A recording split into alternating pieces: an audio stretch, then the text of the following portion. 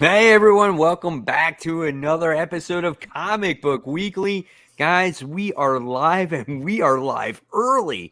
When we kicked off the intro, it was a minute and 19 seconds early. Go figure, that is a first for our show. That's hilarious. What do you guys think about that? I was so proud of us because we're officially on time all together. So I was like, wait, let's actually start on time. Yeah. Let's do Yeah. it. Has And we it ever did. happened in the history of the show? I don't know. I think it's a rarity for sure. Yeah. But we have a lot to talk about this week. We're actually going to talk about some books first. So Yeah. So we're let's jump into that. Yeah, so we're changing up the format a little bit this week, and we're going to alternate every other week, so we kind of keep the show fresh. But we're still going to get into our main topic about, once we get done talking about the comic books this week. So we're going to talk about the comic books that came out this week. We'll jump into the main topic, and then we'll go in through the rest of the news, and then we'll talk about our top 3 most anticipated comics. So, and of course, we will take your questions live and your comments and all that other stuff. So, thank you so much for joining us tonight. And of course, along the way, if you want to give this video or this stream a thumbs up, that would be greatly appreciated. So, thank you guys for that are joining the show, and we will kick it off. First things first with the comics, like I said, and we're going to talk about the newest book that came out this week when it comes to the Hulk family. And this one is She-Hulk issue 1. Now, Kat, did you not read this book or did No, you? I did. Did I not mark it down? Yeah, you didn't mark it down. That's why I was Yeah. I definitely read She-Hulk. And that was a mistake on my part. But yes, I'm all ready to talk about She-Hulk. All right. So She-Hulk, in my opinion, was an actual really good book. I thought that they captured Jennifer Walters' voice really well in this book. It did remind me, maybe not quite like the old sensational She-Hulk, but it was fine. I mean, I quite enjoyed it. And I love how she is getting a fresh start. And that's what this book really represents, her starting over and getting a redo. And just as everything seemed like it was working out for her at the end of the issue, we wound up getting to see Jack of Hearts come through. I'm like, dude, who is this guy? I never even knew this guy, right? Oh, he Yeah, died. He died Disassembled. such a long time ago. Yeah. So I never even really knew who he was. And he is a major player, I guess, in the Reckoning War book that's getting ready to come out. So it all makes sense now why he showed up at the end of that issue. Again, I love Jennifer Walters. I thought the artwork was good. There were some very humorous moments, and it definitely has me hooked and looking forward to more of this. I think it's classic Rainbow, where one thing I loved about Runaways is that she never forgot any of the small tidbits that happened with those characters. It honestly was harder to talk about Julie and Carolina in Runaways and make that whole entire arc and then break up than just have Nico and Carolina be together and forget that the Julie thing happened because it's such a small thing. And I think that Rainbow does a very similar thing here where she doesn't forget anything that happened to She-Hulk and the thing that is so different from her series, and she actually utilizes it to make her series better. And I really love the beginning with her and Titania. I thought was a really interesting moment. And it's just perfect Rainbow. It's a great artwork and just a really solid return. Obviously, great cliffhanger, which Rainbow's known for as well. So I'm glad that it's everything I've really enjoyed about Runaways in this premiere. When you start reading like multiple books by the same writer, you start getting used to the writing style and everything. And I appreciated that this was a completely different cadence than Runaways. So like the pacing and just like everything, the character work and everything was just completely different. It fit She-Hulk. It wasn't just like, hey, this is She-Hulk done in Runaway style. So I appreciate that. But I also thought that this had notes of the original, sensational She-Hulk, but it also had some of the good bits from Mariko's run, and it kind of combined all the good elements of She-Hulk and put them all together in this first fantastic issue, which I really enjoyed. I thought it was fun. I thought she was the most in character that I've seen her in a very long time. and I enjoyed kind of revisiting that lawyer aspect of her, and the classic pose with the arms on the hips and all that stuff, and the Fight Club and all, just everything about this issue was just good from start to finish. I didn't, there wasn't one bad part of it. And Jack of Hearts, even though it's like, okay, well, who's this guy? I remember him being one of the few people that died and stayed dead during Disassembled when the Avengers broke up and all that stuff. And it's like, okay, that's huge to bring him back now. So and I think he killed Scott Lang when he was dead. I believe he was like part of his death. So that's interesting too. Yeah, it's like I think he was. I don't remember exactly. I'd have to read it, but I think I don't know if it was on purpose or if it was. I really don't remember, but I know in Disassembled, She-Hulk is the one that killed Vision. So it was like they're both kind of guilty of things during that period. So it's going to be interesting to see how they connect. Yeah, so I guess we're all on the same page when it comes to She-Hulk, but you mentioned it, Brant, about like her mannerisms and everything that she did in the issue. It definitely hit all the notes there. That was awesome. So yeah, great book overall. It definitely met my expectations and looking forward to more. So definitely excited for it. Just want to give a shout out to the people that have jumped on so far. We have Kindred's Nerds United who's on. And he goes, sorry if I'm typing a lot. I'm a chatty dude. That's okay, man. You can chat as long as you want, right? And like I said, we'll answer, or get to certain comments as we go along. And we got Tevia, who is on the show like every week. So thank you, Tevia. And he goes, didn't Jack of Hearts explode? See, did he? I was thinking that's what happened, that he exploded and took out Scott Lang with him. But I wasn't sure, so I didn't want to say. So, and Bavarian is joining the show. So welcome back. And Wasted Anguish says, evening gang. So welcome. So like I said, if you're just joining us tonight, we're reversing the role this week where we're talking about the comics first. Then we'll get into the main topic and then the news, and we'll be alternating that every other week. So it's going to be a lot of fun. It's funny that you mentioned the Jack of Hearts, because last week when I was browsing through the comics, like the back issue bins, right, I saw a book that featured Jack of Hearts, and it was just by random. I'm like, Jack of Hearts. I'm like, what the heck is this? Right. And I had no idea at that point that he was going to show up in the She-Hulk book. And I'm like, dude, that's weird. Right. Now that after I read it, now I got to go back and I got to try to find where that issue was, because I want to buy it now. Yeah, of course.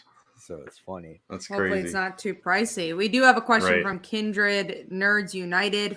I don't want to overstep, but which X-Men books are you reading? I'm only reading Marauders. I've dropped everything else. But I'll probably try out like Immortal X-Men, because I'm guessing that's going to be like the flagship of their next one. X-Men for me. Yeah. Marauder still, because it's getting ready to start again. And then the Sabretooth book when it comes out, because that's getting ready to come out soon. I'm reading X-Men and Marauders. I don't remember if I'm reading anything. I think I dropped everything else. Yeah. But yeah, those two. There's a lot of new ones coming out. They're just extensions of old ones. So I don't think I'm going to pick up a lot of those. Like, I'm only going to pick up the ones that seem very, very new with an interesting roster. Like I said, I think only Immortal X-Men lines up with that. I did read the X Lives of Wolverine thing this week, though. I did too. Yeah, I did too. And oh, you did? Then I would have kept it on the list. You guys talk about that, because I didn't keep it on the big books, because I think I only saw one mark. Well, yeah, we'll talk about it. We'll see how it goes. It was all right for me. It was nothing very special. Yeah, it was middle of the road, but it was interesting at the very least. Yeah. All right, so let's move on. Let's talk about Batman the Knight issue 1. Now, I like this book, and I know for sure that Kat did not like this book, because someone in my comments, when I did my After the Poll video, said Kat Comic Uno did not like this book. In fact, she only gave it 2 stars, and it was last on her list. Oh, wow. It was last on my list, and I didn't think it was that bad. Book. Well, because we're getting so much Batman, I think I put on such a higher tier. Like, if this was something that we haven't seen before, I'd be like, okay, whatever. Like, I haven't seen Batman in a while, but like, we have so much Batman every week. I expected more from Chip Zdarsky. It just was middle of the road for me, and there was nothing that hooked me, and I was very surprised by that. And that's exactly what I thought too. For you, Yeah, that's yeah. what your thought process would be for it. It was. But I mean, when you're going in, you know, it's a retelling the origin of Batman again. It's like, I mean, it literally says this is Batman Begins. I mean, it's like, what are you going to get different? But I did like that we kind of explored him at school and how he had a friend and the connection with Hugo Strange and all that stuff. I thought that was interesting. At least it was something different. But look at Batman and Robin. I think that's or Robin and Batman. That's a great example of like doing the same thing, but just telling it with a little bit more oomph. And I don't feel like I got the oomph in this one. I really like this book. Now, I'm not as, I guess, I have not read as much Batman as, say, of you guys, because I've always been maybe the Marvel person or whatnot. Yeah. I only really started reading a lot of Batman since the New 52 started. So I have not read that much like past or origin stories or anything like that. And maybe I'll probably eventually go back and get more Batman stuff. But when I read this, I really enjoyed it. I loved seeing how Bruce was being that like early stage detective. I'm trying to figure out Hugo Strange's like end game of it all and why his girlfriend, you know, was like dumping money into this therapy when it wasn't really working and stuff like that. And he wound up basically had him arrested at the end of the issue where the cops were coming. And it was just kind of like your first inkling of him being the detective, right?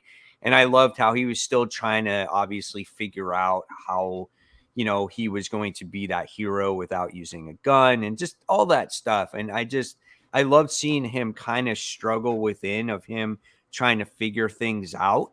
And I liked how Alfred was in this issue too, because he didn't know what to do with Bruce. Right. Mm-hmm. So I appreciated that also. Anything that basically Alfred is in right now, I appreciate because he's not in the main book anymore. So when he was in here, I was like, oh, okay, that's pretty neat. So I had fun. I had a good time with this book. Yeah, I liked the scene where Alfred like pulled over off the side of the road and was just like distraught because he felt like he failed Bruce. Yeah, and then the whole library thing, and then even Bruce found a way around that too. It's like, you know, at every turn he was just going to do what he was going to do, and the whole spoiled rich brat thing. I think just a lot of little nuances there that I appreciated in this one. So, and I wasn't originally going to get this, so I'm not mad that I bought it. So yeah, I was on the fence too, but then when I saw who wrote it, I was like, yeah, I'll try it, and I liked it, so I'm going to continue it going forward. All right. So let's move on now. I didn't read this book, but you guys did. I had a feeling that you would, and that was Angel issue 1. So what did you guys think of it? Is it worth another issue? I don't know about another issue. I don't know. This is a weird book for me. It's in my top 5 mostly because of default, but okay. I liked the idea that it followed the cast that were normally like. That was something I didn't love about the last volume. It was just really Angel, and I feel like Angel, the TV show, works very well with the ensemble. So I like that, but it was told in like this Elseworld AU format, which works for like an issue 7, not an issue 1. So there's parts that I really liked about it, and I like the art, but it's just a weird book. The art was really nice. I mean, we got the entry point character that's like, oh, you know, he's talking about all these other dimensions and how he doesn't know how this one's going to be. So we already kind of got that established. So, okay, this is a different world's version of them, I guess. Winifred's a slayer, and I thought there was a lot of fun moments in it. But it was weird seeing them on a TV show and him hiding that he's an actual vampire. A lot of weird stuff going on. I don't know that it would keep me long term. But I that's where I kind of agree with you. It's like, this is a cool little aside story, but I don't know if it's something that's going to keep my interest long term. So, Yeah. but I did enjoy it. It's in my top 10, not my top 5, but in my top 10. All right. All right, cool. All right, so speaking of the top 5, we're going to talk about our number 5 book, and I'll start with you, Brant. What's your number 5? My number 5 is Strange Academy number 15. I enjoyed this book, and I always enjoy this book. Just like Calvin's journey down this dark path with Gaslamp and kind of getting powers that he's not supposed to have, and kind of seeing him. Like when he had the jacket and he wasn't in control of himself and he was doing bad things, it's like he got a taste of that power because he's not a magic person. He doesn't even know why he's at the school. He doesn't have any innate abilities. That he got a taste of that, and now he's like, okay, I got to have more. And then he's like found this Gaslamp guy, and he's feeding into that, and he's getting worse and worse. And I think it's starting to change his personality a little bit. And it's an interesting path for that character to go down. And then you also have the stuff with is it Emily and Dormammu's kid? Yeah, Doyle. Yeah. And their whole thing with him possibly leaving because of this future he saw. And then with the news story that we're going to talk about later, it's made it even more interesting. It's like, okay, where is this going then? So, yeah, I really enjoyed it. And the art is always fantastic in this book too. Yeah, I mean, I really like this book too. I mean, I love the ending, how he's going to get more power by, giving these kids wishes or, stuff like that. Yeah.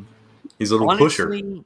When I really think about it, this book is like probably one of the best Marvel books out there. Yeah, I agree. Because of the originality of the book, right? This book could very easily be an independent book, but because it has all brand new characters and you're learning all these characters, like, they're going into depth with them, which is what I could really appreciate. But it has the familiar Marvel feel because they throw in like Doctor Strange or Ileana or who was the other character they threw in there? Brother Voodoo.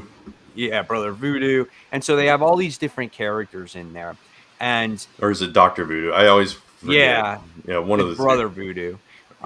So they really get a chance to really flesh out the characters. And now you're getting to know more about them. And the story actually is starting to have more depth, which was kind of our concern in the beginning, right? Yeah. And so this is one of the reasons why I think Strange Academy is so good, is because all these characters are brand new and nobody else has written them before except for Scotty Young. And he has this niche of writing like this fantasy like adventures and whatnot, and really draws you into characters and those stories.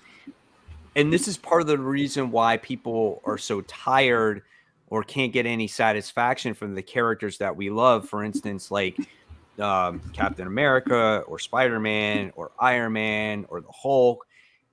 It's because these characters have been around for years and years and years and years, and it's getting harder and harder for people to write something new, fresh, different, or something that we enjoy because everything's been done with them. And that's what makes Strange Academy such an appealing book for a lot of readers, because it's new, it's fresh, it's different, and Scotty Young is doing something to attract readers to it. At least that's what I'm getting out of it anyway. Yeah, no, I completely agree with you. So it's just, if you're looking for something that's a little different and with fresh characters, this is definitely the book to check out. Unfortunately, it's ending soon, but it is coming back. Yeah, At least it's just a season. Yeah, it's a season ending. Right. Tevia does ask a question I think you guys can obviously answer, which is better, Teen Titans Academy or Strange Academy? I think you guys both went to Strange Academy. Yeah, 100% Strange Academy. We all dropped Teen Titans Academy, I believe. I dropped it from issue 1, I think. Yeah, I stuck through like 3 or 4 issues, I think, and then I couldn't even take it anymore. Well, I mean, that's 2 different opposite ways of writing books, right? You got to see how Scotty Young writes that book, and you get to see how, I forgot who wrote Teen Titans Academy, on how he wrote that book. And it was just a convoluted mess. in that book, trying to make too many things happen. Mhm. In this one, we take an issue or a little mini story arc at a time, and we dive in depth about a particular character. Yeah. Yeah, I think you hit the nail on the head with that. It's they try to do too many things with Teen Titans Academy, and then they immediately threw you into a crossover with Suicide Squad, and then immediately after that, they took a group of the new kids on this side quest, basically that just had nothing to do with anything that was going on at the school, and it's just like it's all over the place, that book. Oh yeah, absolutely. All right, so Kat, what was yours? Number 5. Out of default, it was Silk issue 1. I thought this was a little better than the last volume, and I enjoyed the moments between like J. Jonah Jameson and Cindy. Like, I think Cindy shined a lot in this issue.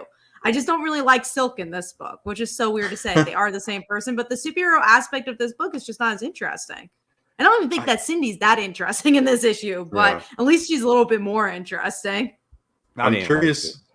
I'm curious if your entire list is by default. At this only point. Number 5 and 4, 3, 2, and 1. I really liked. I did like this.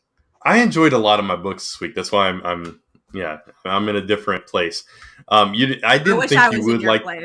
Yeah, I didn't think you would like this, Mike, because even though I think it's a different creative team, but it does have a similar feel to the last one. It does, yeah, it does. It very much did, and I just felt like for me, like it wasn't I'm not gonna say it was a horrible book. It wasn't a horrible book, but it's just something that is not any different from what I felt that we already read from her. You know what I'm saying? It's very similar.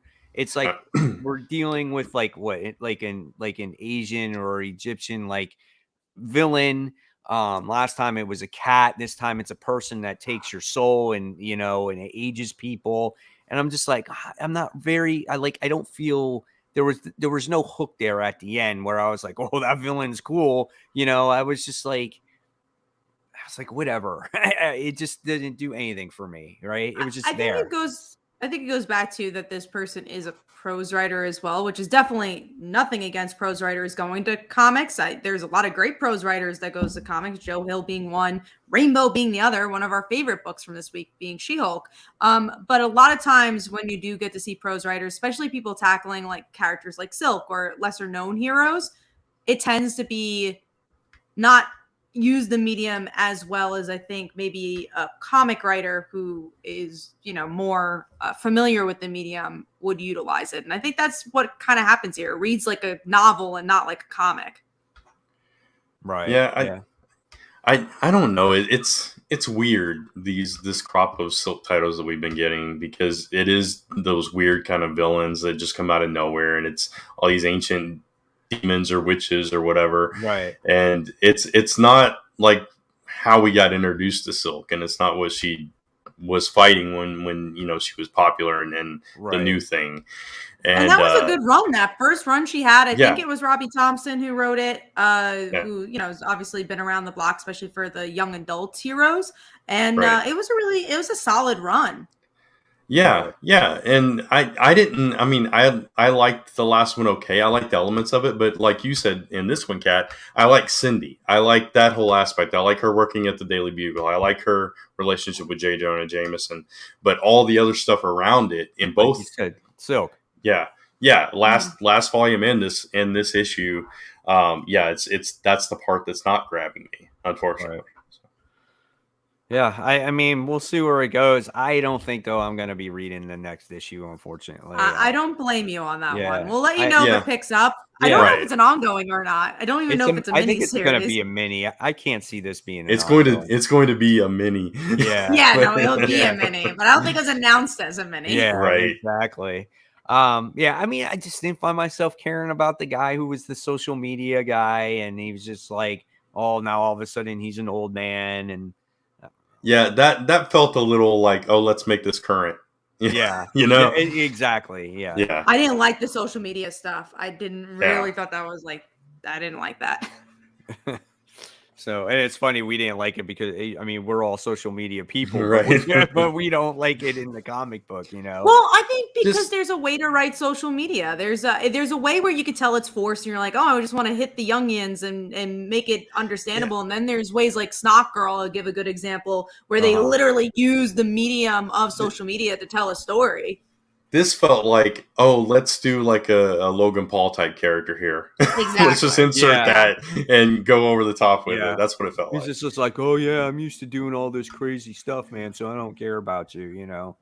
So I think Tevye leaves an interesting comment. Personally, your story isn't interesting. Maybe it's time to pull the plug with Silk.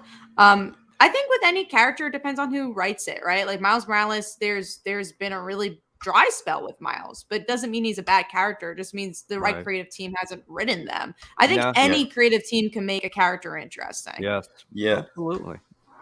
I mean, her story being locked in the bunker for all those years and the world completely changing, that is an interesting premise.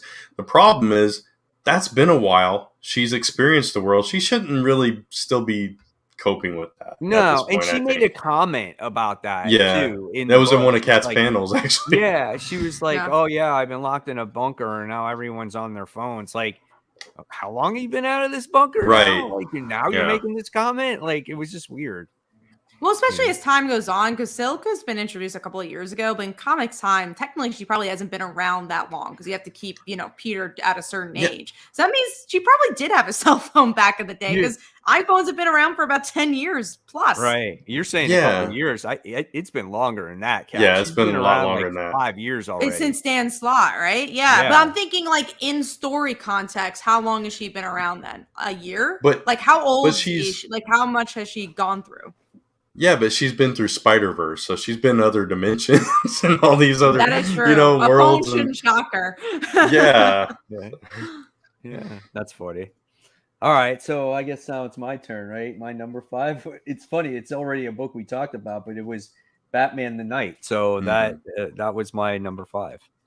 That was my number 6, actually. Was it?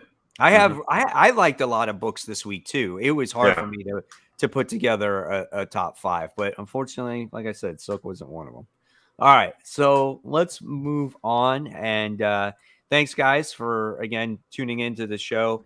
You did not miss our topic. We will be talking about our topic after the comic discussion. We started with the comic discussion first this week, so we can talk about those comics because sometimes you guys jump off before we talk about the comics because it starts getting late. So we're kind of just going to do a little bit of reversal. We're going to alternate each week. So next week we'll start with the news. So that's how we're going to do it.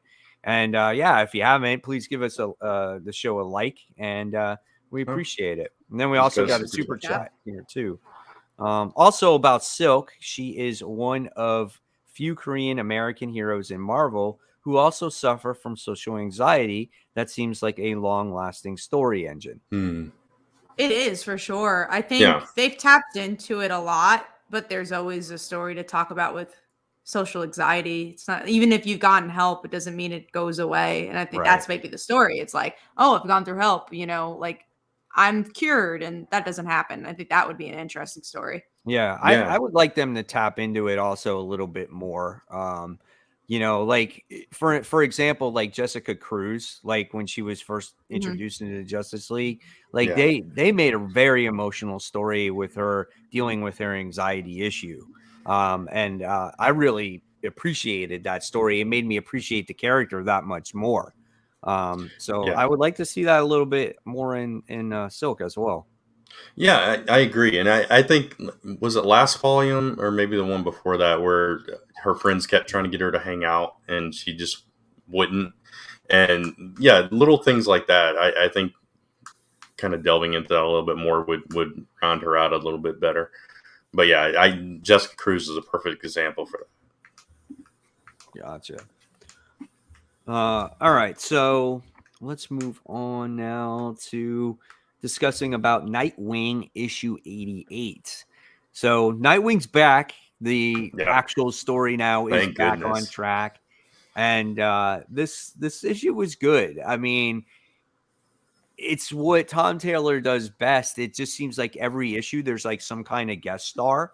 in this series, and this time it was the Teen Titans, and it was cool to see them all, or I should say Titans now because they're all old. But seeing them all work together was actually really a lot of fun. And then at the end of the book, we get the return of the villain, and it just means everything is just getting back on track again. We were talking about Teen Titans Academy. It's like reading this issue makes me want to see this creative team do a Teen Titans book or a Titans book. This creative team should just write every book, it seems like. Yeah, absolutely. Yeah, no, I thought this was a lot Yeah. of fun, right? Yeah, it was a lot of fun. It was just like, it was fan servicey without it being fan servicey. I don't know how to. It's to let fans be happy without it feeling forced, I think is the best way to put it. And then yes, the plot actually does continue, which is nice because it's been a while. Yeah, I mean, and they reference that in the book too. Like he talks about the family that you choose, and they reference they call back to that later in the issue. And that is the family that he chose. The Titans were his family, and for them to show up and be there for him when he's got a bounty on his head.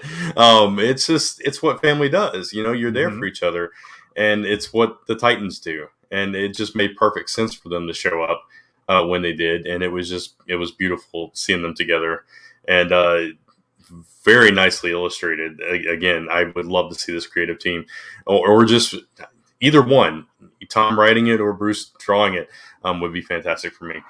But this was a really fun issue, and it was back to normal, and I'm all in for it. I want more issues like this one. Oh yeah, absolutely. All right, so let's talk about the book that you guys are reading. I fell off of it, so that's why I'm not reading it right now. But this is the other Tom Taylor book from Boom, and this is Seven Secrets issue 13. There were some things in this book, right? So we saw. It's interesting. We saw like how he dies, kind of, right? We got a foreshadowing of that because we knew he was going to die too, and why? Yeah. So I mean, it's brutal how he dies, Mike. Just putting it out there. Yeah. But yeah, and we got a little more backstory about the Queen of England, and we got a little bit more with Amon, who's kind of like still playing his games and kind of trying to play people against each other, and it looks like it's ramping up to this big conclusion that's going to be like all out war, and it's going to be bloody and brutal, and a lot of people are going to be hurt. That's what I got from this issue. Nice. Yeah, no, it was a good character issue, but like you said, it progressed the plot really well. I like that they finally talk about him dying again, because that's a big part, and it does feel like it's getting closer than it was before. I love the Queen. I think she is cool. I have a panel of her in my top 5. It's cool of how she became the Queen. She fell in love with the princess, so that was cool. And yeah, the artwork's good. It's just glad to see the book back. This is we got a new commenter here. Crimson Death Pepper. Just found your channel and stream. I've been reading and collecting comics since 1979. Always interested in what younger readers have to say about comics. It's interesting to hear people say Mike and Brant as younger readers. The youngest reader. Just because you're younger. I was born in 1975, so I mean, I'm 46, about to turn 47. Yeah, Brant, Mike's the oldest. Yeah, I'm the oldest, but Brant's just a little bit younger than me, not by much. It's just a little bit. But yeah, definitely. Thank you so much for watching the stream. And actually, I saw your comment was actually on my channel. Tune into us every Tuesday, 10:15 ish PM. Sometimes we start on time. Eastern time. So we do this show every week. So thank you so much for joining in. And of course, thank you so much for all the other viewers out there. And Tevia's got to rub it in and says, yeah, I was born in 1991. Thanks, you're older than my brother, Tevia. And then let's answer Kindred's Nerds United because he's got to go. One last question before I go. Will DC Vertigo be back? And if you had to choose, what comic book writers will you guys choose for the revamp of Vertigo? Mike, you go first. Holy shit, dude. That's like totally on the spot right there. You know what? I honestly, it doesn't matter. It is as long as the stories are well written and they're original, maybe different. That's all I care about. I don't care who you get to write a comic book, as long as the story is good. Now, when it comes to like DC Vertigo or something like that, it's almost like an independent type of thing where you could write a lot of original types of stories, you know. But I don't think we're ever going to see Vertigo come back. And that's why they have Not Black anytime Label. soon. What's that? Not anytime soon, just because Yeah. it ended, and I don't. They've been trying to figure out how to utilize it for like 10 years now. I think they basically replaced it with Black Label, right? Yeah. Like, so that's kind of where they do those otherworldly titles that don't really tie into continuity. Exactly. Yeah. And I feel like DC has to figure out they have to figure out like their main line. I really Oh do. yeah, for Besides sure. Before they do Batman, Vertigo. they got to figure something out before, you know, it becomes late. I mean, some of the titles that they have are really, really good. Nightwing, Robin, Right? all Batman titles. Yeah, but you need to have something else besides Batman, right? Or Yeah. Batman in the book. I get he sells, but you got to try to push the brand. You can't be afraid to just, you know, be a tree and let the branches grow a little bit more, you know? Which we'll definitely talk about with our main topic. We have two questions here. So first question is from the Bronze Page. Hey guys, it's been a while. Surprised that I liked Peacemaker. Did you guys like it? I'm actually watching it weekly because I've been trying to be better with these TV shows to talk about on social media and utilize my social media in a bigger and better way. But I like it. It's a really solid show. If you enjoyed like Guardians of the Galaxy or you enjoyed Suicide Squad, it's a character piece. It's not really a plot driven show, but if you like characters, solid. I like it. Oddly as the wrestling guy, I have not watched this yet, but I didn't love Suicide I think you'll Squad. enjoy it. So, All right. Yeah. It's better than Suicide Squad, if I'm being honest. Like I like Suicide Squad, but I thought this is much better. I heard good. This kind of feels like what Marvel's been doing with their shows. Right. Okay. Cool. We actually have two more questions. So we got Crimson Death says, what title is a must read for each of you? What title is a must read every month, good or bad? I think we're all going to say Nightwing, probably. Nightwing. Right? Yeah, Nightwing. Radiant Black. Radiant Black. Noctera. What's it called? Radiant Black's great. Robin's good. Of course. Dark Knights of Steel right now. Yeah. Dark Knights of Steel. What's some Marvel? Fantastic Four. Fantastic Four is good. Thor. Thor is really good. Thor is really good. We were just talking about Strange Academy. Daredevil was. It will be again. We'll talk about that later. Yeah. When that returns. Strange Academy as well. Yeah, that's really good. We read Spider-Man, but we don't like Spider-Man. Yeah, right now. We don't recommend Spider-Man. All right, two more questions and we'll go back to the books. East Coast Killer. What's the other people other than Mike? What's the other YouTube channel? So the only one who does another YouTube channel is me. So Comic Uno. I do a weekly show every Wednesday about the comics I read and I rank them. So you go check that out. It's Comic Uno on the YouTube channel as well. And then Brant, if you have anything, I know you don't do YouTube as much, but if there's anything you want, go for it. I've got several other channels, but I don't do anything on you can check me out lasttemperpress.com. I publish comic books. So all right. Yes. We both do, and I'll be talking about that a little later about the comic that's out, which is on Kickstarter, which I'll post in the link. The last question, then we're going to go into more comics. Any opinion on Boba Fett? I haven't been watching it. I'm enjoying it. I'm behind. I've watched me and my son haven't had a chance to watch it all together. We've watched like 3/4 of the first episode so far. But what I've seen, it's been like I'm gonna like it. I can tell. We haven't watched last week's episode yet, so we'll have 2 to watch this week. But other than that, it's good. It's very similar to Mandalorian in tone and pacing and everything. But I mean, Ming-Na's fantastic in it. It's leading somewhere, and I think some cool stuff's about to happen. And I feel like not as many people are talking about that show compared to like Mandalorian. Yeah, which is the other Marvel shows.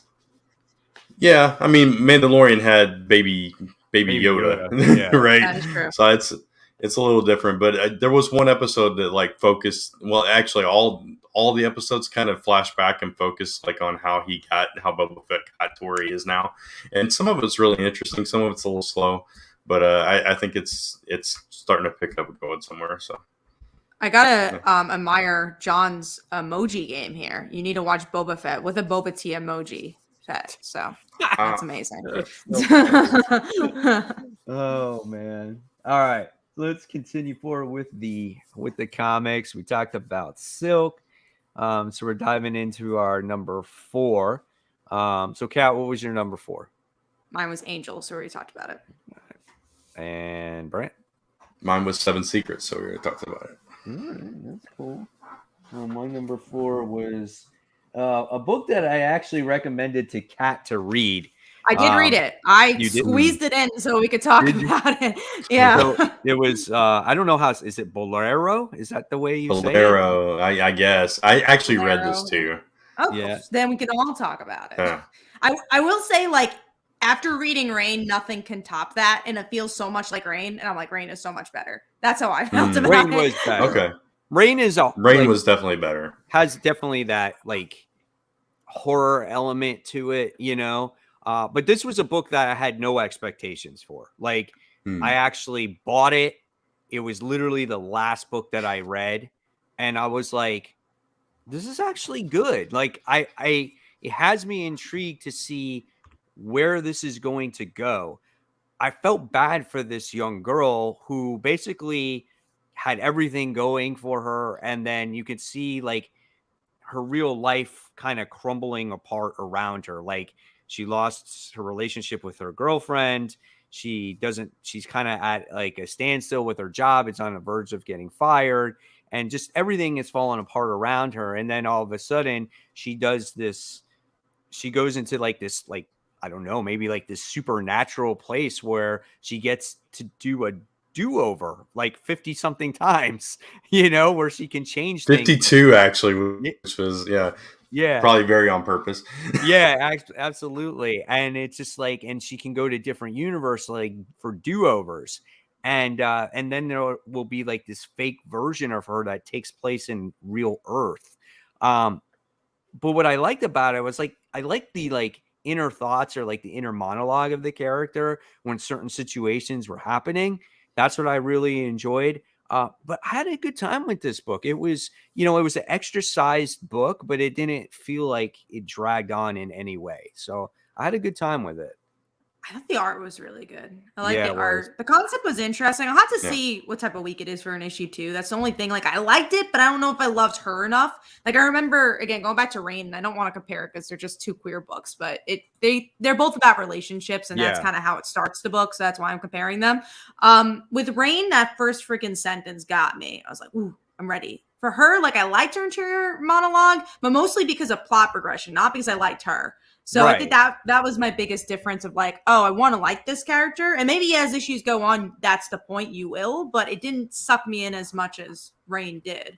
Right. Gotcha. Yeah. I mean, it's probably not the book for me. But that's why I didn't, because I didn't think this would be like in your wheelhouse.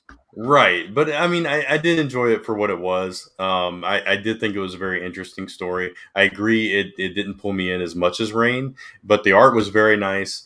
The concept of her getting all these do-overs, like you said, was interesting. The cliffhanger that we got was also very interesting. And yeah, I could see them doing a lot of fun things with it. But I don't know that I will continue to read it to find out. So, but yeah. Cool. I'm glad you recommended it though, because I think there's definitely elements that are very interesting and up my wheelhouse for sure. Yeah, I want to see like how her life now has changed, because I think there was a lot of things that you didn't really see. They skipped. I was like, what? I don't really know how they broke up. They really don't know. I like went back and I'm like, how did they break up? They didn't go into this. And then by the time you get to the end of it, you're like, oh, well, you're probably going to see this all transpire. You know, in the alternate versions of what happened. It seems like it's going to be a kind of almost like a It's a Wonderful Life kind of thing, but not not as far as like how her life impacts others, but how kind of selfish she became after that breakup, Yeah. because it seems like she's very just like in her own world, doing her own thing, and doesn't care, like doesn't realize that she's like hurting everybody around her and herself. So Right. All right. So we got a super chat in here by New Type JB Lee once again. Since DeMatteis is writing that Ben Reilly mini, how do you guys feel when old school guys return to do Spidey books like Conaway, DeFalco, and DeMatteis? I don't have never a problem say with it. no to Tom DeFalco. Yeah. He Don't doesn't have a do problem that with it. many returns though. Were you gonna Yeah. say? I was just gonna say, I think it's great for people that were fans of their work back in the day, but also for me, it's just like, as long as it's a good story, Yeah. I don't care who's writing it, just make it good. It was I like, don't love when they just do like the kind of the Ben Reillys where they're like, oh, let's go back to the 90s and tell these lost stories, because it's hard to progress plot and they don't tend to last long. I do. I mean, I did like this one, but I agree with you in general on that. I think with this one, and we'll probably talk about it at some point, but with this one, we're going to talk about it in just a little bit, so I'll hold my thoughts for that. But yeah. okay. All right. So thank you so Sorry, much. I just saw it on the list coming Yeah. up. So yeah. So yeah, we'll definitely talk about Although it. if you guys want to talk about that one next, go for it, because literally okay. in the next thing. So Yeah, go let's for just Ben talk Reilly. about it, because yeah, it All is in the next group. So go ahead, go for it. What did you think of Ben Reilly, Brant? So I thought it was pretty good. I mean, it brought back those feels, that vibe that you got from that series back when he did take over Spider-Man's mantle.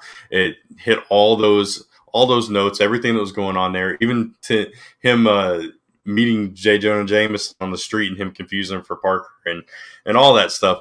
But what I did appreciate was that they sort of tied it into stuff going on right now, because it's heavily dealing with him and Kafka.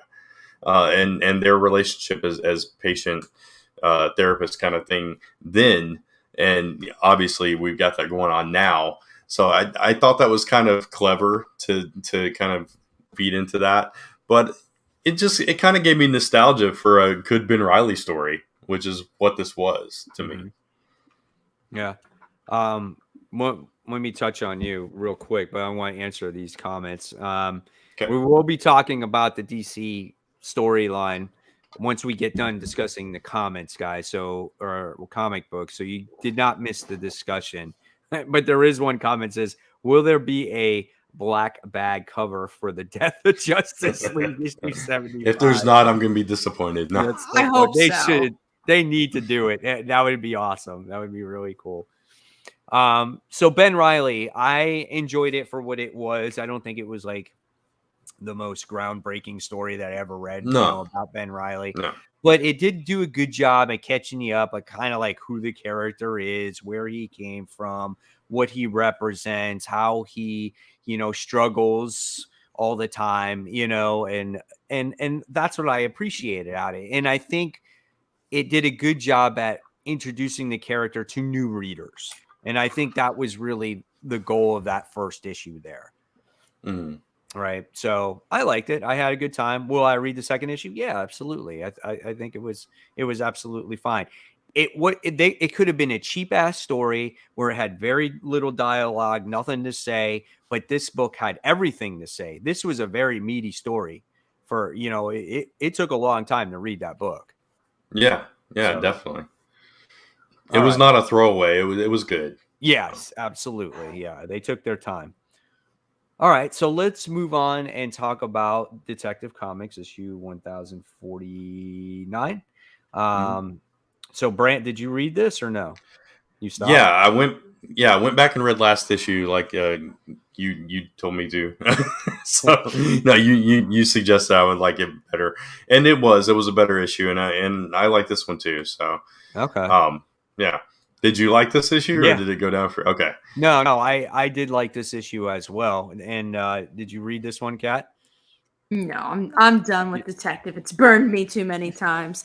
Maybe Gotham Girl, which we will talk about in the news, will bring me back to Detective. But yeah, no, I did like this issue. I'm trying to remember exactly what happened. It was one of the first books I read.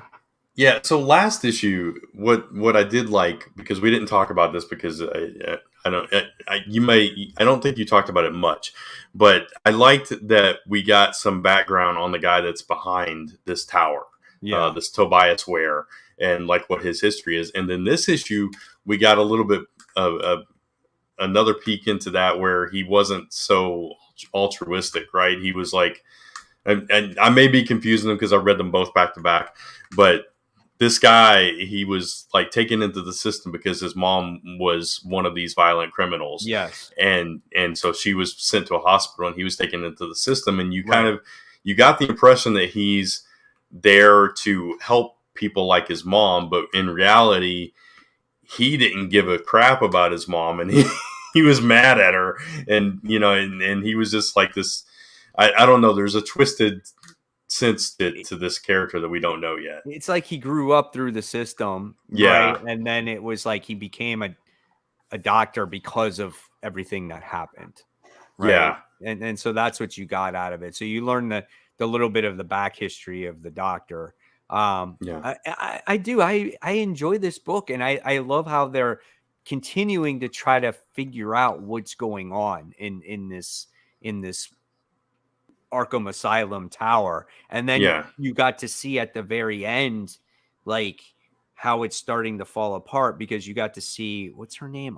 Anna, whatever. Anna something. Like all of a sudden now it was just like, it was calm, and then it's just something switched where now she's just going psycho. And this is where you start to see them take over or whatnot, or her take over. That was the whole thing with this issue. They were trying to get Helena out. And she wouldn't leave. She wouldn't leave. She was like enjoying the quiet. And then because she saw it through her eyes that it's not quiet no more. Yeah, because she still haven't battling with those visions that she was getting from I can't remember, Vile. Right. So yeah, she was like purposely in there, and then you got Batwoman who's like going undercover and as this doctor trying to get all the information. Yeah. So it became a lot more interesting after that first issue. I wish that first issue had been a little bit more compelling. Maybe I wouldn't have had to catch up. Right. So, that's why I thought you would like the second one. Yeah. It had more of that investigative feel, right? Detective family feel to it. And unfortunately, once this is over, we will talk about it in the news later that it's going to be a Batman book again. Yeah, right. Another Batman book. Yeah. All right, so that was Detective Comics. So we're going to jump on now to our number 3 book. So, Kat, what was your number 3? Mine was Seven Secrets, so we already talked about it. All right. And Brant, what was yours? Mine was Ben Reilly's Spider-Man, which we just talked about. So. Okay, cool. And then mine was actually Strange Academy, which we already talked about as well. All right, so we continue forward now, and we're going to talk about more Power Rangers. There's another Power Rangers book this week that came out. So much Power Rangers. What did you guys think? What happened this week in Power Rangers? It was another battle issue. Yeah, right? Yeah, it was another action issue. Which I think we need to move the plot a little bit more. That's my biggest thing. I think it's going a little too long, this war. Yeah, I mean, this is like, is the next issue the last of the war, or is it still going? I don't remember. I don't even know. I'm not sure. Yeah. I don't remember either. The one takeaway from this one was Zed and Zordon finally on the same side and learning that Zartus is the one that betrayed Zed. And yeah, it's so confusing with all the Z names. But yeah, that was the big takeaway. And then visually it was, what was it? I forget what it was called, but like the Mega Tiger, Green Tiger Zord or something. There's a lot of cool Zords in this one. If you're going to take anything away, there's a lot of cool Zord fights. The artwork was a little crowded at times, but I still love Power Rangers, even if this is a little bit of a slower part of the arc. Yeah. I'm ready to move past this action part, though. They got to get to the culmination of this war. So. I agree. All right. So I am surprised that both of you are still reading this book. So we're talking about Robbins issue 3. I dropped this. I'm done. Issue 1. Okay. I decided after this one, I'm done. I don't like this book. There was no way that this book was going to improve for me. I think Grant's hanging around. Yeah, it wasn't a good issue. I liked one aspect of this issue, which was the revelation that the Robbins just don't think they should have been Robbins. I thought that was an interesting story with Tim. And then like at the cliffhanger with this one was that there was a Robin Zero that failed her trial. Her name's Jenny Wren. We already knew it. Yeah. That was kind of the whole purpose of the series, I think, is that there's this other mysterious Robin. Except you hardly see her. Right. So what is honestly the point, though, of this series? Like, oh, maybe we shouldn't become Robins. Well, shit happens. It's a little late, right? Now, Yeah. right? I think the you're point Robins was just to see them interact. I think that's all really was the point. It's just like, oh, it's cool to see them interact, but I don't think the chemistry is good enough in this book for that to be the only reason to read the book. Right. Yeah, like the chemistry between these characters, these Robins, and just the whole Bat family is better in other books. It's better in the freaking webtoon. I mean, oh yeah, the webtoon does it a lot better than what Robbins has done it, and that's obviously just it's a silly book on purpose. But like you look at Robin, who did a similar issue. They did the Chain of Robin issue. That's what the chemistry should be. This is just like, oh, let's talk a little bit, but there's no like oomph. There's no chemistry. Yeah, even that. Was it in Batman or was it in Detective where they did the photo a while back? The group photo where Batman like was in it and the whole Bat family was together. I forget. Even that one little tiny scene was better than the chemistry in this whole book. So I think I actually am done too. I just liked that one scene. Yeah. So we're all done with Robbins. There's too many. I was waiting. Books. There's too many other Batman books, and then that are better. I was waiting for that Stephanie Brown cover. That's what I was waiting for, and that's why I was keeping on. But now, not even Stephanie can save the book for me. This the villains in this thing was ridiculous too. It's like they're hard light constructs that have data in them so that they can mimic bigger super villains like the Joker. That's dumb. That's it was Miss Marvel Doc X dumb. Doc.X, whatever. Oh boy. Rough stuff right there. All right. So let's move on to number 2. I'll go this time. My number 2 was Nightwing. So really mine too. That book. Mine too. Oh, nice. I think we all know what our number 1s were then. Yeah, maybe. We'll see. I think it is though, but we'll find out when we get I'm pretty it. sure. We know. We know that we both all had the same number 2 and 1s this week, which is I don't think has ever happened in the history of this 10-year long show that we all had the same number 2 and number 1. Oh yeah, right. Yeah. All right. So before we get to that, we got 2 more books to talk about. So one is Silver Surfer Rebirth issue 1. So Brant, what did you think? Art was fantastic. Yeah, I'll put that out there up front. The story, I was so confused by this book. Were you? Like, I was, because, okay, so at the beginning, it's like, okay, it's present day, it's Genisville. Okay, I understand this, trying to live up to Marvel's legacy. I understand this. Silver Surfer comes and helps them out. Okay, cool. Then all of a sudden, Marvel's there, Genis is gone, and Silver Surfer has no idea where he's at, and then Thanos shows up like, I need your help. And it's like, what the heck just happened? You're missing the whole thing. Okay, Someone good. Has the reality stone. Okay. And that's what it is. So there's a person that's changing reality, and that's what happened in the middle of the issue. I did not catch that at all. Yeah. Okay. That makes a little more sense. If you look at the page, there's kind of like this line that divides it, and it looks like they're breaking through somewhere. Right. And then that's when reality changed, and that's why Thanos is coming after him, because someone has that stone and is changing reality, and we have no idea who that is. So Silver Surfer is going to be teaming up with him. That was not explained. That was not clear at all. You know where it was explained? If you looked at the very last page and you looked at the next issue, the cover of the next issue, it says it right above there. Wow. Yeah. They could have done that better. Right. That's all I'm saying. Because that ship, yes, Tevye, Marvel is dead. He wasn't actually there. I don't know what was going on, but yeah, it was weird. It was a weird transition that I did not. It was a catch at weird all. transition. I was a little bit confused at first too, but I kind of figured it out when I was like, I noticed that little break in the page. Like I knew something changed. So, and I was like, Yeah. it seems like reality has changed or something has happened. And when Silver Surfer was confused, I was like, he's just as confused as the reader is. And maybe that was supposed to be done on purpose. Maybe.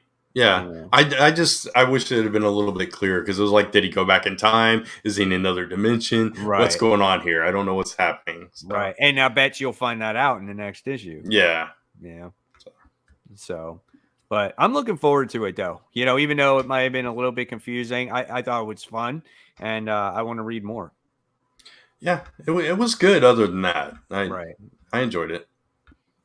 All right, so let's talk about, I didn't read it, but let's talk about Superman Son of Kal-El issue 7. So what did you guys think about this issue? Did not enjoy this issue.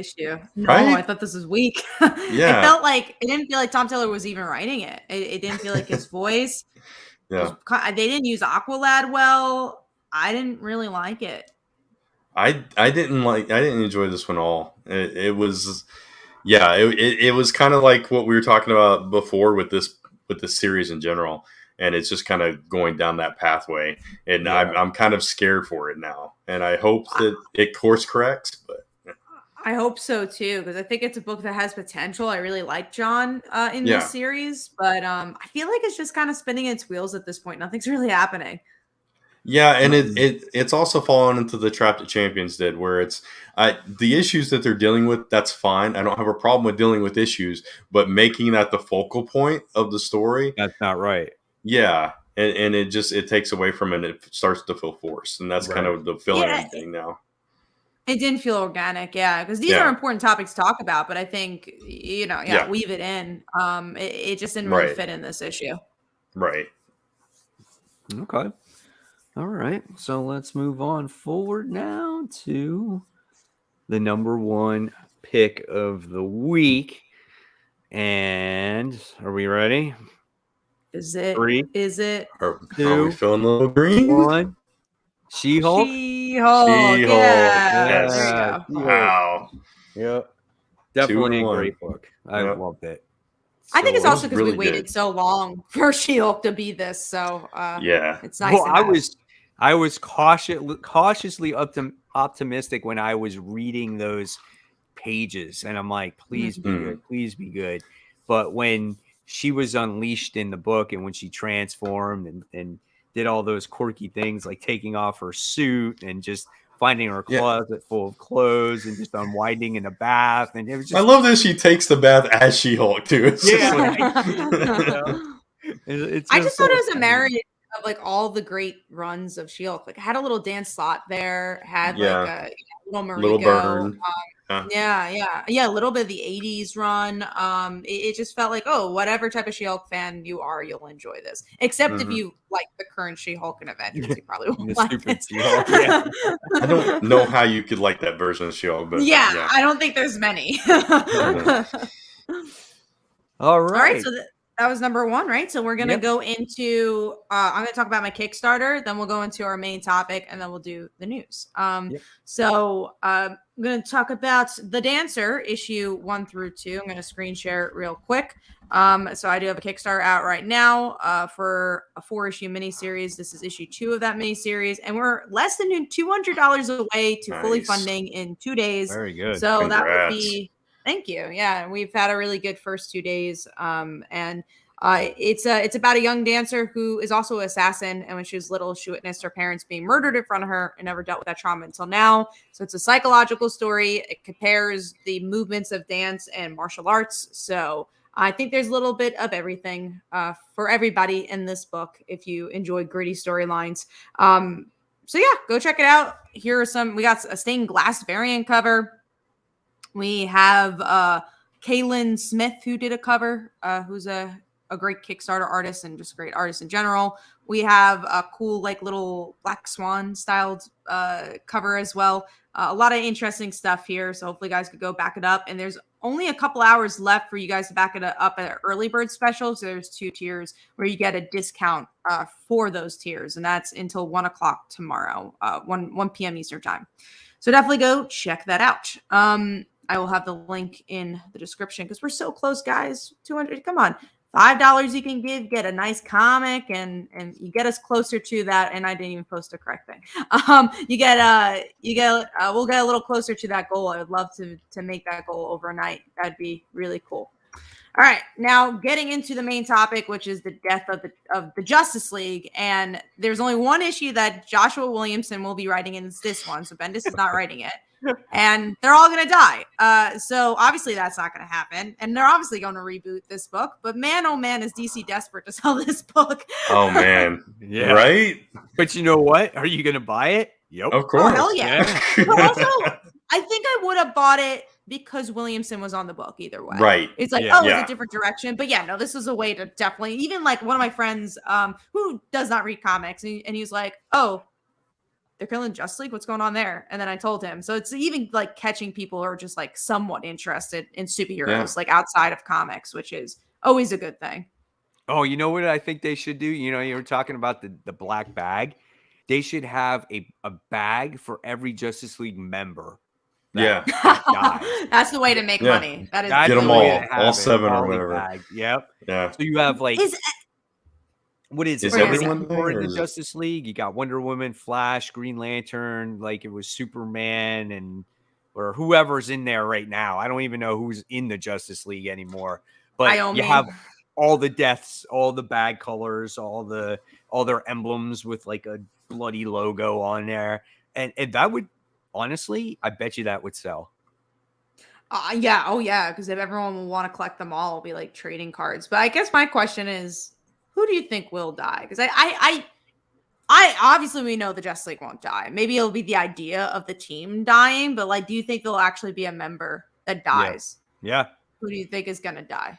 If we knew who the Justice League were, I don't know who's in it. Yeah, right. I don't even know. Hawk Girl, I think, is in it. I mean, the thumbnail of our thing has 4 coffins. It's got Aquaman, Batman, Wonder Woman, and Green Lantern. If that tells you anything, so. They're not dying. Maybe so Green Lantern. Okay, so let's do process of elimination, right? Yeah. So we just most recently had Wonder Woman die in the last event. Yeah, so they're not going to to do that again. They're probably Superman's not even on World, so they can't do that. That's true. Wally he just got his book back. He can't die again. He can't disappear again. So maybe Barry though. Huh? Barry could die. Barry could die, or Aquaman. Been there, done that. Yeah. Aquaman can die. Aquaman has a new book, though. He has a new book. Doesn't matter. He's got other freaking. He's gonna die anyways. It doesn't matter. People wouldn't even care. Wouldn't you? Like, who else? Who else is out there? Who's on? Green Lantern could die. Hal Jordan. Okay, I think Hal could definitely Is Cyborg die. still on the Justice League, or is he not? I don't remember. Think so. Green Arrow, he could die. Green Arrow. They don't know what to do with him. Yeah. I think one of them should die. I think it's stupid. It's just like I think you might have hit it, Kat. I think it's the idea or the team itself is dying, not necessarily a member. I think that's a better concept than just like, oh, another person's died. Like anyone who dies, it won't be exciting. Yeah, it's like, does anybody in the comments reading Justice League? Because none of us are. What is going on right now that would lead to them all dying or the Justice League disbanding? Right. Is there something? I think it has to do with the Legion of Superheroes. There had like a verse. That's the last thing I know of. Yeah, that came out last week, the first issue, I think. Yeah. I mean, you do make sense, Kat, because when you think about it, because when we read the article, it does say that the book is no longer going to be around. Once they're going to get another issue 1. They're going to relaunch They will, but they said the Injustice League. But there's no plans of it like anytime soon. Like that's what the article. They're just going to have a different title, though. I don't think it's going to be called Justice League. I think they're just going to call it something else. It'll just be JLA. The JLA. Exactly. Yeah. I made a joke with that friend who mentioned like, oh, are they going to die? I said, they're all just going to come back as Black Lanterns. And that's what's going to be the book. It's a book about Black Lanterns or white. They're going to be Gold Lanterns. Cause isn't there a Gold Lantern in the Legion or something? Oh, I wouldn't be surprised. So yeah, I don't care, honestly. Like, I haven't been reading Justice League. I'll give the issue a shot, but it doesn't affect me by any means. I care. I do You care? Yeah, because I want so bad to be just like an Avengers book, a good one. I want a good Justice League But there's book. no good Avengers book right now either. I know, Right. I know. And now I'm desperate for one or the other. And even if this is for one issue, I want a really good story. And if there's anybody that can deliver it, it's going to be him. Do we know how many pages this is? I don't know. That's the thing. I want to see how Williamson handles Justice League, and if it's a good issue, I'm gonna be like, get him on the book, relaunch it with Williamson writing it. If it's but maybe good, that's what they're testing. Maybe they're like, oh, let's see if it's good or not, and they'll relaunch, because we know that DC does like testing stuff. The whole round robin thing is die. I know who's gonna die. Batman, and then there's no Batman books. There's no DC Comics anymore. Batman dies at this point. There will be Batman books. Chase Batman comes and takes over his place. It's going to be like Nightfall all over again. Oh, man. It's so interesting back in the day that DC could do something like that. Now, literally, they can't do it, or else they have no books. They literally can't kill off Batman because they don't have enough characters with books. It's so funny. You know what I hope this is not doing? Leading to the future state.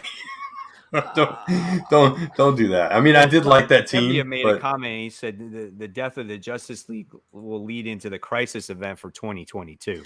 I wouldn't be surprised, because Williamson is writing all the books that were kind of leading into that Crisis stuff. The books that we were not reading. I forget what they were even called. They span out of like all those one shots. I don't even remember what they're about. They're out now. But they're all those multiverse characters. Williamson was writing all that, so I wouldn't be surprised. Right. This is the 30th anniversary of the death of Superman, by the way. Yeah. So it's totally tying into that. Oh, man. It's crazy. Well, we'll see what ends up happening with it. That was our main topic. We'll obviously be reading the book and keeping you guys updated on it. All right, let's move on to another big thing that happened this week. Captain America returns with 2 titles, and Sam Wilson's going to be one of them, and then you have Steve Rogers as the other. I believe Colin Kelly and Jackson Lansing are going to be writing, at least, are they writing both? No. They're writing the Steve Rogers one. And then we have Captain America Symbol of Truth, which is written by Toshi Onabushi and art by R.B. Sylvia, who's done stuff for Fantastic Four. I don't really love Captain America. I don't know. Maybe I'll try it out, but I don't really care that much. I know that's Captain America hasn't been really that good in such a long time. And so now they're coming out with 2 books. So they're hopeful to be like, oh, choose one or the other. You're going to like something here. It's because of the show. Yeah. And I think because of the show. Yeah. But they did this before. They came out with 2, with these 2 leads. And I think we ended up dropping them both. The ones of us that tried it. I would like to like a Captain America book, but every time I try to read a Captain America book, it goes in places that I just don't enjoy reading. I don't know why that is, but it always does, whether it's Steve or Falcon. What's his name? Jeez, I just lost his name. Sam. Thank you, Sam. So, I mean, I'll try them out. So, hopefully they're good. I do like Silva's art. The last Captain America book that I read on a regular basis was Hail Hydra Cap. That was the last one I did. Same. Yeah, probably the same. And that was mostly just for the event, like not even for the book. Yeah. I read like several issues, maybe like 3 issues of the Sam Wilson one. And I read the Sam Wilson one, but that one came out before Secret Empire. Yeah, it was before that. Yeah. But I lost interest in that too. So hopefully these will be better. Yeah, we'll see. I'll try it.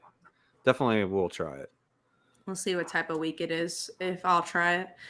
Next up is Spider-Punk gets a mini series, which out of all the Spider-Verse characters, like, he looks cool. We don't really know much about him, which is actually what like interests me about this mini series, is I think there's so much possibility. Yeah, Andy's not a Peter Parker, which is cool. Mm-hmm. Yeah, I mean, it's what is it? 4 issues. So learn more about a particular character, I mean, it could be a lot of fun. So, why not? It's something different. Yeah, I agree. At least it is something different. We got some Daredevil news here. So first we'll start with the Elektra piece, which is Elektra is getting a one-shot celebrating 100 issues, but it's just one issue. Just the one issue. I like Elektra, so I'll pick it up. It's just so interesting that Marvel's putting so much into Elektra, which I am not complaining about, but it's interesting that they're doing it. Yeah, it makes Why, you wonder. Right, that's what I'm saying. It makes you wonder. It's kind of interesting. I mean, she's in the Daredevil book all the time.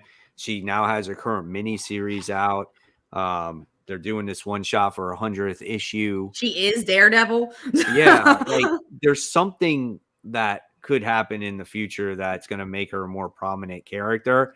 Don't know what that is yet. So obviously, I'm sure Chip has something up his sleeve when it comes to her. So I don't know. We'll see. I mean, we have reintroduced Matt Murdock into the MCU. Maybe Elektra's not far behind. Who knows? Right. Yeah, for sure. That'd be interesting. They try to redeem the movie. They make an Elektra movie before they make a Daredevil movie. I did finally see Spider-Man No Way Home, by the way. Did you love it? I did. I don't think I loved it as much as you did, Kat, but I did really enjoy it. Yeah. It's not my favorite. Into the Spider-Verse is best, but I don't know about that either, but yeah, it's up there though. It was a really good movie. It wasn't perfect though. There were some problems I had with it, but yeah. I'm glad you finally got to see it. Yeah, me too. All right, well, going into the other Daredevil topic, which is Daredevil is getting a new #1, which we already knew, so it's not too much of news. But same team too, which we already knew. Yeah. We just now, I think, have a date when it's coming. Like it's coming soon, which I mean, I think we all knew it would come right after Devil's Reign. Yeah. And I mean, some people are going to argue, obviously, like why does it need to start over, especially since they're getting a new, since it's the same creative team and stuff like that. And we talked about it before. It's basically we're past the point with these high numbering comics. It's all written for the trade, or it's whenever there's a new writer or creative team, you're going to start over, or just in general, when there's a particular story that's ending, you're just going to start over with a new #1 because it's a new jumping on point for a lot of the newer readers out there. So that's basically why, like I said, it doesn't bother me anymore like it used to. Ever since they put the legacy numbering on the comic books, I still love seeing that reference on how many issues a book has been out for. And I'm okay with that. Yeah, I think the legacy numbering makes it. Like anything that makes more people buy the comic that you're enjoying. Like let's say you really enjoy Daredevil. Now more people are going to pick up Daredevil because it's an issue 1. They might fall in love with it too. So I think that works. We do have a super chat by new type JB Lee. Kat, since you read 2 issues of the Miss Marvel mini, one question: are you tired of will they, won't they romantic tension between Kamala and Bruno? I don't think I'm too invested in it. Like I'm so neutral on it. I don't really pay attention to it. Well, I think it's such a long drawn out type of relationship point. Yeah. You're kind of numb to it at this point. It's like you're going to do it. If not, but do they keep teasing it? Is that what it is? I mean, they talk about it. Yeah, they had a kiss and then they pretend like it didn't happen, basically. So they reference it every once in a while now. So like in this thing, they referenced it once, but it's just kind of like there in the background. It's not like a focal point or it's not a major plot point at this point. So gotcha. All right, moving on to DC TV Comics tie-ins are happening. So this is actually like for the CW shows. They're making like 5 stories that connect to each other, so it's like a crossover from the show in a comic form. And my comment of that, like, I guess I'll get it, A, because I do the Legends Tomorrow podcast. I'm probably gonna have to at least read one of them. But 2, it's so late. Why didn't they do this like 5 years ago? That was my thing. That was the only reason I marked it. I'm like, this is what they should have done with Supergirl. I mean, they I think they might have done one with Arrow. I don't remember, but they didn't do it with any of the others. And it's like, why didn't you do it then? Over though. They didn't connect all the shows. Yeah. That's they could have done something like this forever ago. Yeah, you're right about that. Absolutely. Yeah, so too little, too late, in my opinion. But I'll at least give it a shot for the Legends stuff. All right, next up is Joker will be taking a season format. So Joker will be returning. I'm guessing it'll end with James Tynion. I don't think James Tynion is going to be taking it over again. I think he's I'm done over. with it after this. You're done with Joker? Run. Yeah, I'm done with I like Jim. The initial thing. This is something that I feel like this doesn't need to hang around. I really do. And I think that the quality of it has been going down as well. And I don't see I think after this initial story, I guess like when Tynion's done with it, I'm going to be done with it.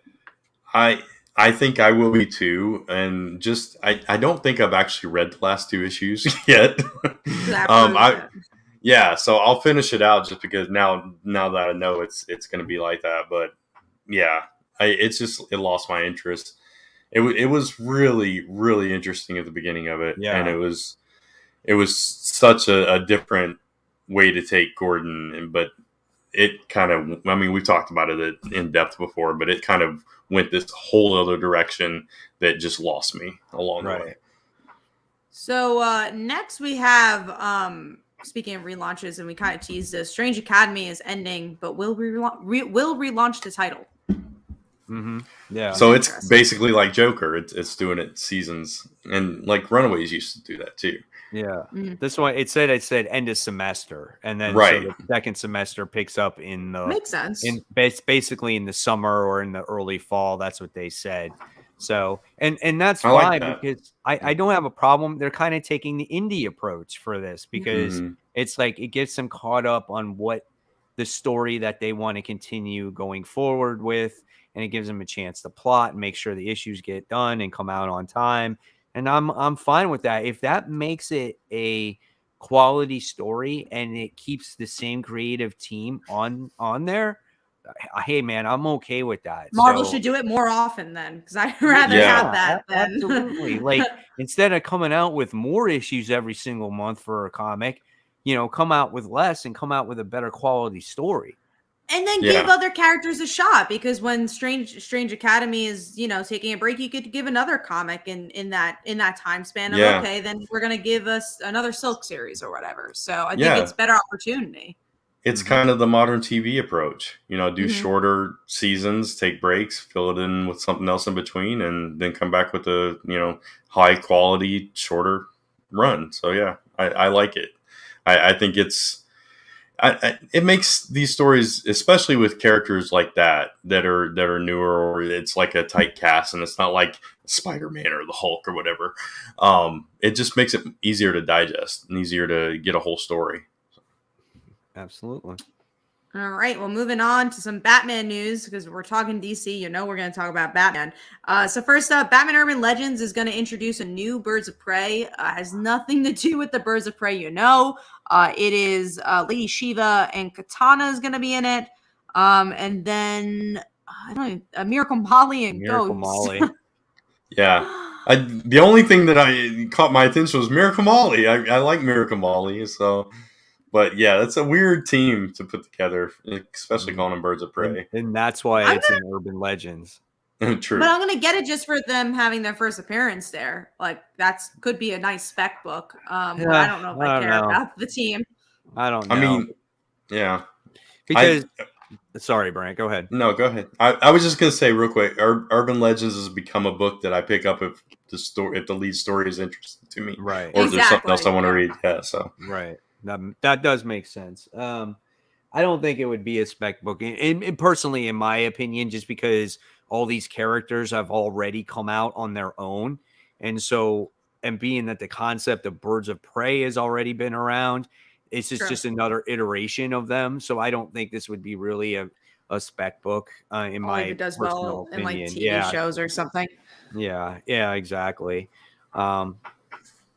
I mean, maybe it might be cool just to see like how they interact with each other. I guess that's what maybe you would want to check out, but I guess it will depend on the lead story for me too. When it comes to Urban Legends, I'm very, very selective with that book, being that it's so expensive,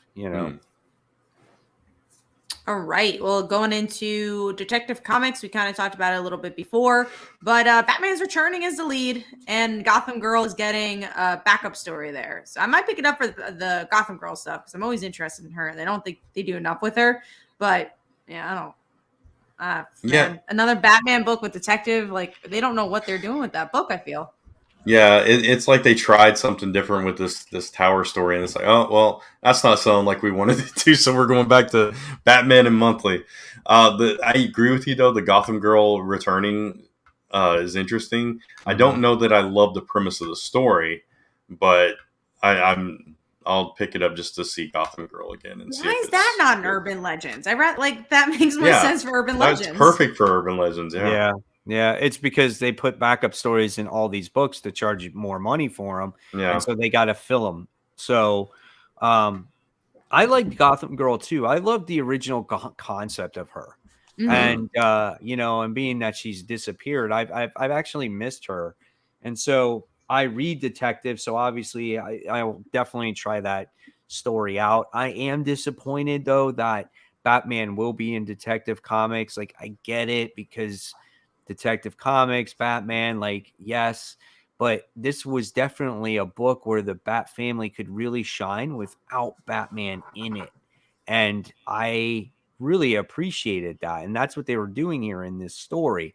And so they're like, well, yeah, 3 months without Batman and Detective is good enough. So let's bring his ass back. It's not like, again, it's not like we don't have enough Batman in other books where you're going to miss him in Detective Comics, right?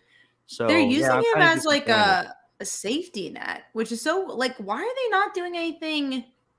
The one thing I'll give Marvel, they do the Immortal Hulks, they do the Venoms, they make these really interesting runs. And Nightwing kind of feels like that in that regard. But everything feels so safe from DC right now. Way too safe, where they don't give a try of like, let's do an Immortal Hulk run. Let's do some really interesting run from this cool creator. And I don't see a unique footprint from any of these series besides like the Robbins and Nightwings. And I think that's just luck. Yeah. You guys see that news there? Yeah. No. It says right there, off topic, but breaking news. If you haven't heard, Peter Robbins has passed away tonight by suicide. Oh, wow. Wow. AKA the voice of Charlie Brown. Oof. Yeah, thank you for Wow. letting us know because Yeah, when we're on the show, we're not really checking social media. So thank you. That's sad. Yeah, it's definitely Yeah, it's sad. very sad. Yeah, I'm sorry. Classic. Sorry to hear that. Voice. So thank you for bringing this to the to our attention there. Yeah, we appreciate that. Yeah, so going into I think the last topic now, which is MJ and Peter breaking up. Of course, I leave that to the end. It's just another ploy, maybe to buy comics. I don't even think that's to buy comics. No one wants to see that. Like, what is this? And they've broken up so many times. It's like, I'm just so tired of it.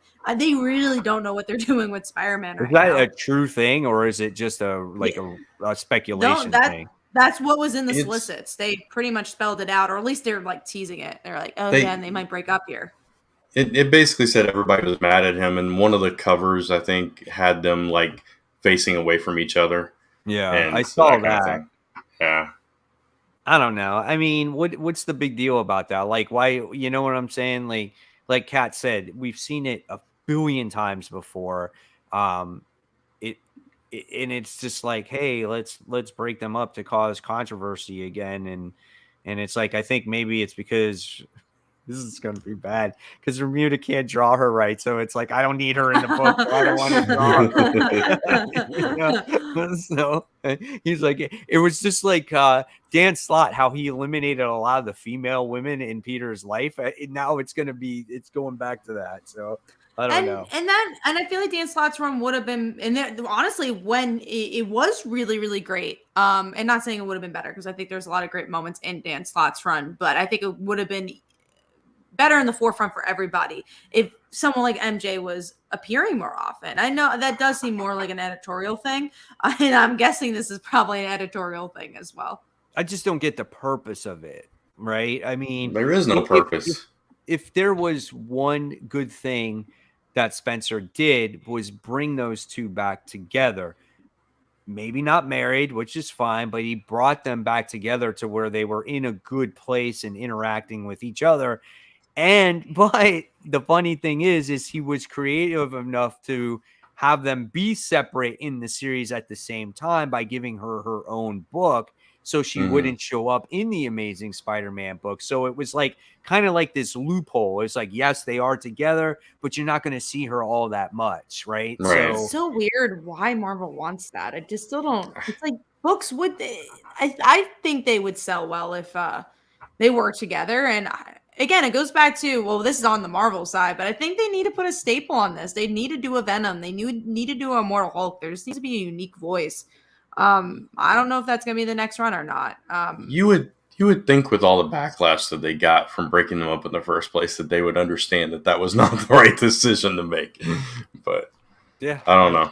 I agree. I mean, speaking of the movie, I think we could spoil it at this point. It's been a long time. I mean, think about what's going on in the movies with MJ and Peter. I mean, that's why they're doing it. I don't know. Who knows? Is it that Marvel doesn't know what they want to do with Spider-Man? Like, is it where it's like, oh, we want Spider-Man to be like, in a way, like Tom Holland Spider-Man, but yet that's what I'm he's a little saying. bit older. Like, I don't think they know what direction. Do you want the comic adaptation or do you want the movie adaptation? But you can't have both. It's okay to have that version of Spider-Man on the big screen, right? It's okay, and to do a separate comic version of the way he's always been, it's fine, because again, the adaptation on the movie, the way he's in the movies is like when he was a younger Peter Parker, and so I don't know. It's just, well, it's also he's a different version of Peter Parker, obviously, especially evidence in that movie where his MJ is Michelle Jones. Not even Mary Jane. Yeah. So, I mean, I don't know. It's just weird. I agree. Well, that was actually all our news for this week. So we are going to go on to our new-ish segment, top 3 most anticipated books for the week. Yeah, so we're going to list our top 3 most anticipated and then discuss them. And if there's any overlap, we'll just discuss them at that time. So, yeah, we'll start with you, Mike. What was your number 3, 2, and 1? All right, so the number 3 is Thor, issue 21.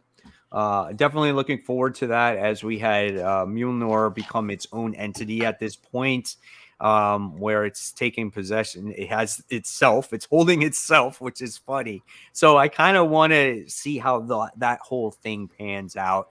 I feel like the story is amping up now at this point, and looking forward to that. Number 2, speaking of our lovely MJ, we have MJ and Black Cat issue 1. Now, we'll can definitely all talk about that together because that's all 3 of us are excited about it. All 3 of us, yeah. So this is going to be a fun little story where we have Mary Jane teaming up with Black Cat. And from what I remember reading is that Mary Jane has to rescue Black Cat.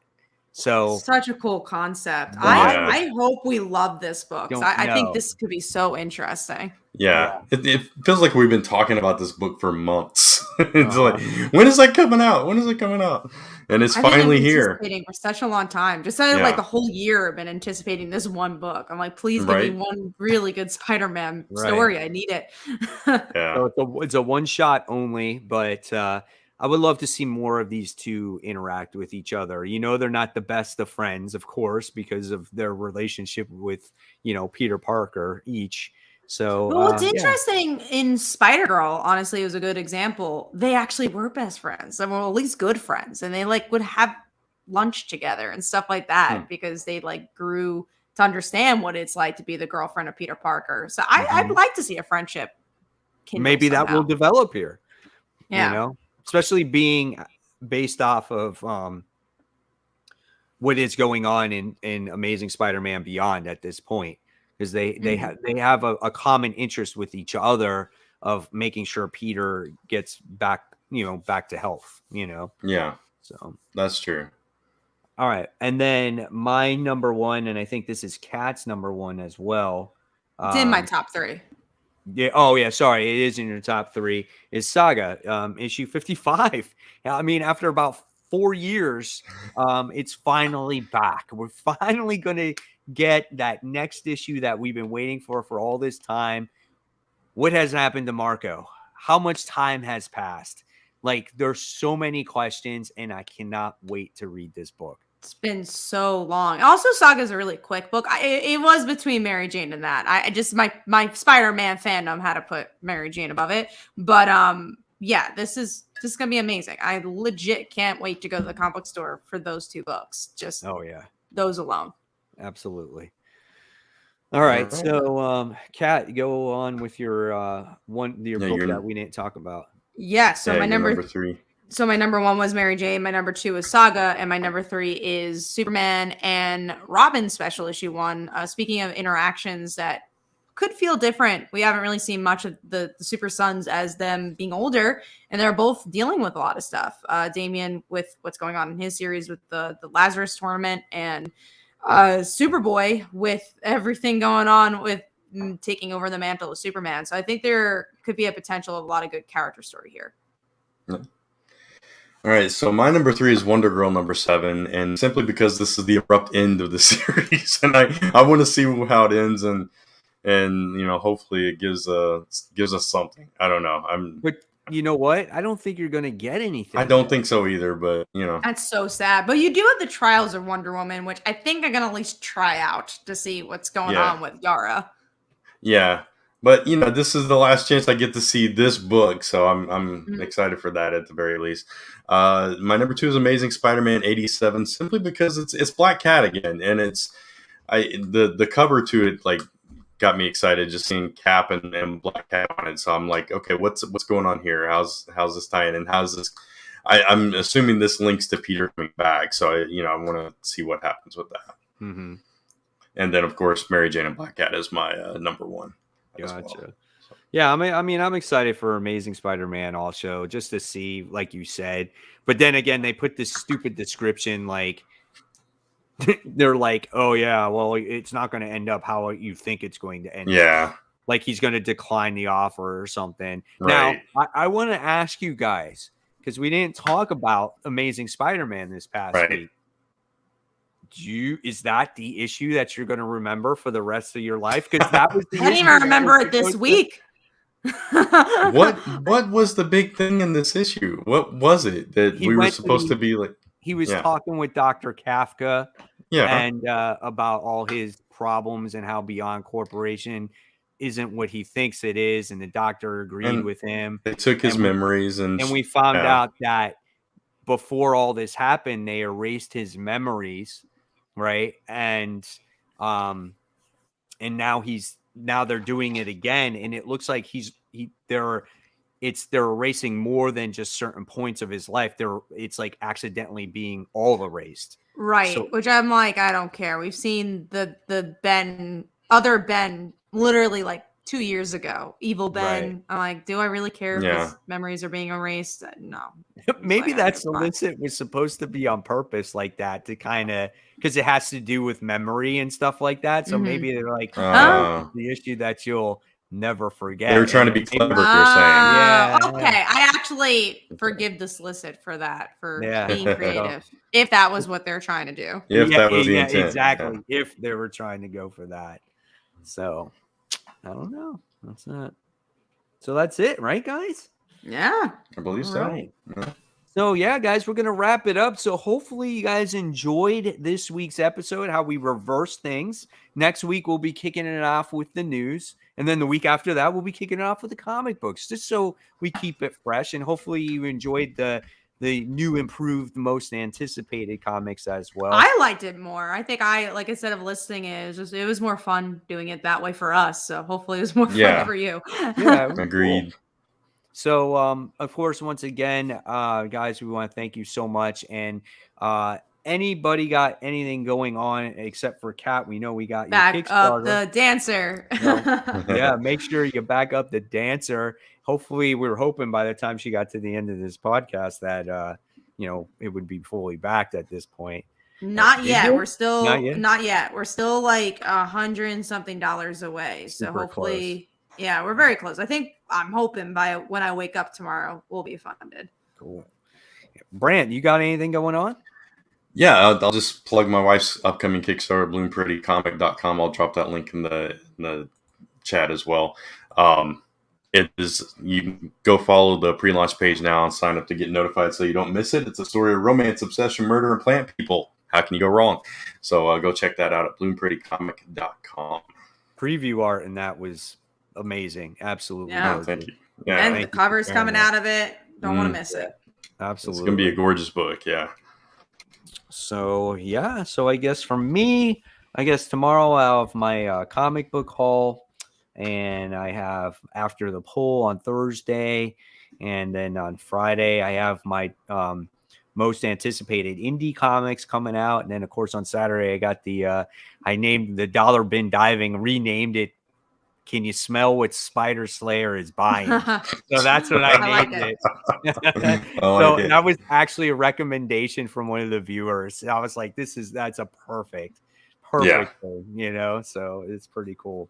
So yeah, I got all that stuff getting ready to come out this particular week. So guys, if you can, please make sure you subscribe to Comic Uno and subscribe to my channel. Yeah. You can subscribe to Brant's channel, Last Ember Press. You just might not get anything. You might not get any content, but you can subscribe to it. Eventually you will.